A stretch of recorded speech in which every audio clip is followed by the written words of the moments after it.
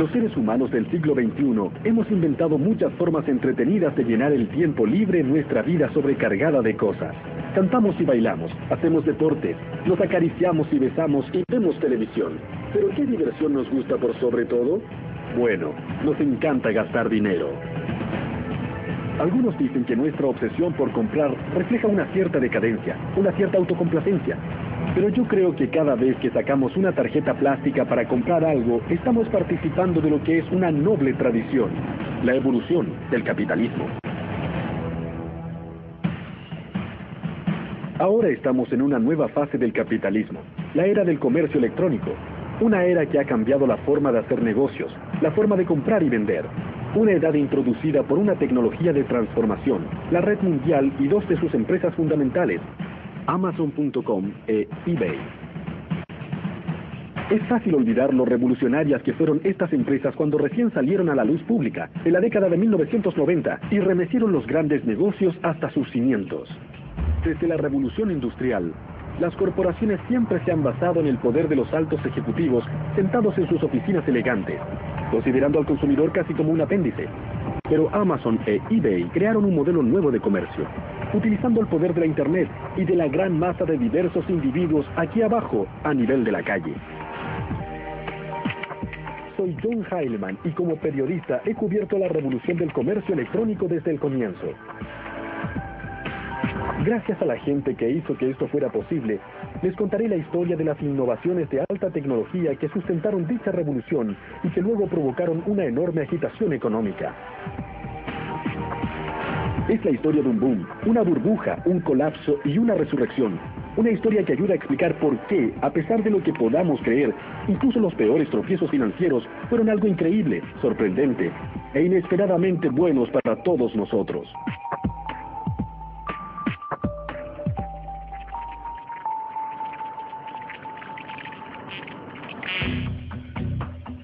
Es casi un cliché, pero si buscan la próxima gran invención de alta tecnología, el mejor lugar donde buscar es una cochera.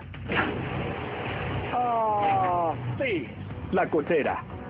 El lugar en que, según la tradición tecnológica, se incubaron las grandes compañías, Hewlett Packard, Apple. La lista es interminable.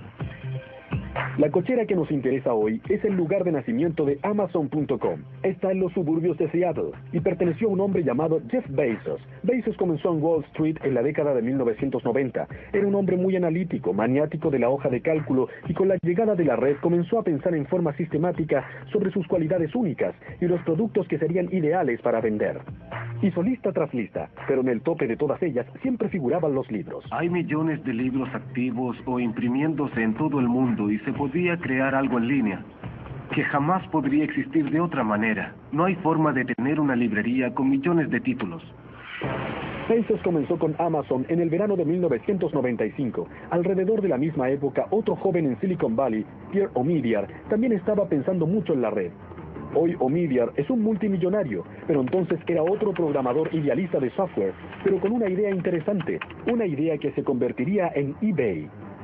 Al comienzo, Pierre Omidyar y Jeff Bezos tenían una cosa en común.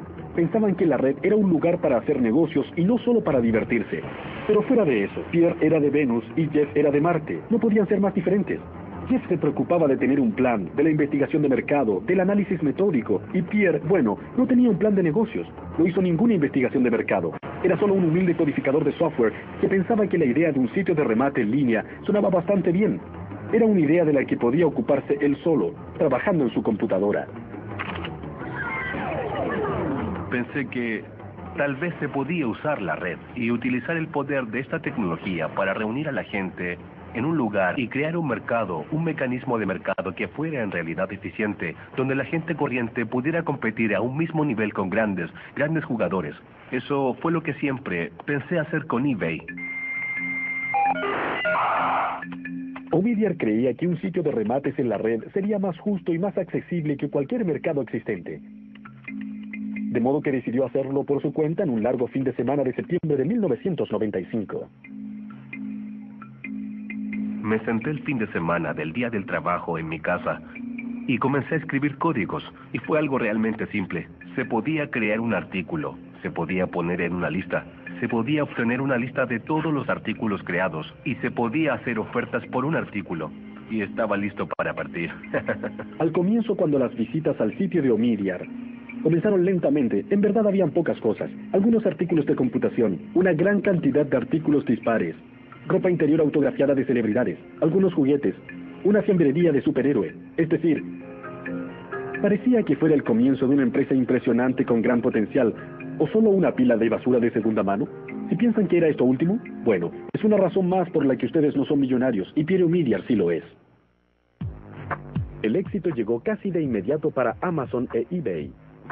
A los pocos meses de lanzar su sitio, Omidyar ganaba miles de dólares en honorarios, y durante los primeros 30 días de vida de Amazon, en que los empleados se sentaban en escritorios hechos con puertas viejas, el sitio despachaba libros a 45 países diferentes y a todos los estados de Estados Unidos. El plan de negocios que teníamos era para un crecimiento muy lento. De hecho, tuvimos que descartar ese plan de negocios para hacer uno nuevo, porque los primeros clientes se convirtieron muy rápidamente a ese tipo de servicio. Pensamos que a la gente le tomaría bastante tiempo cambiar su forma de pensar y decidirse a comprar en línea. La sede original de Amazon se encontraba en la parte más sólida de Seattle. Apenas sí tenían algunas cosas, pero a pesar de la escasez manifiesta de sus oficinas, los primeros trabajadores de Amazon participaban del sueño de Bezos. Todos mis colegas estaban muy emocionados. En verdad pensaban que habían agarrado a un tigre por la cola. Y era algo que se podía sentir, no era como ir a un lugar de trabajo común y corriente. Todos sentían que lograrían hacer historia. El temprano éxito para Amazon e eBay no pasó inadvertido en Wall Street, donde ciertos analistas se sorprendieron al ver lo rápido que se extendía la red.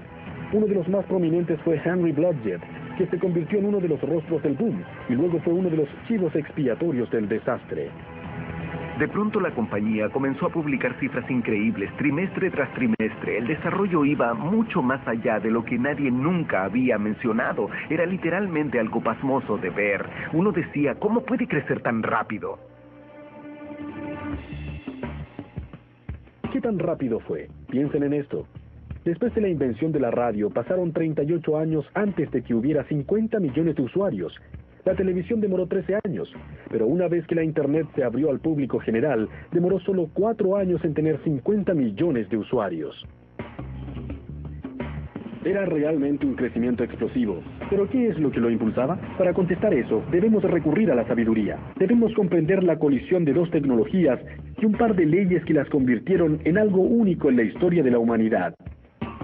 La primera fue el chip de silicona, que se rige de acuerdo a la llamada Ley de Moore, establecida hace más de 40 años por Gordon Moore, cofundador de Intel. La ley de Moore establece que la velocidad y potencia de los circuitos integrados, desde los microprocesadores a los chips de memoria, se duplica cada 18 meses.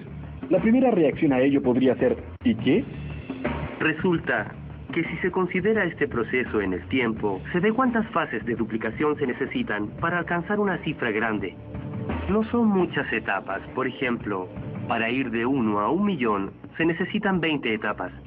De modo que en pocas etapas se obtiene un gran crecimiento. Esta duplicación asombrosa proviene de la capacidad de los ingenieros para hacer transistores más y más pequeños.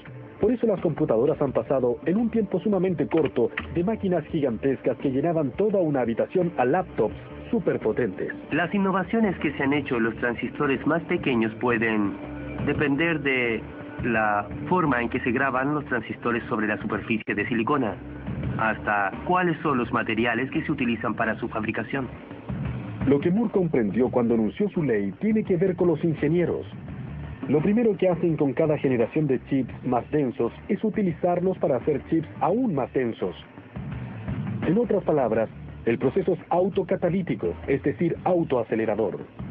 Cuando Moore hizo esa declaración, fue casi una regla que los diseñadores de microprocesadores debían acatar. Se sentían obligados a suministrar cualquier mejora tecnológica necesaria para hacer los transistores lo bastante pequeños y duplicar su efecto.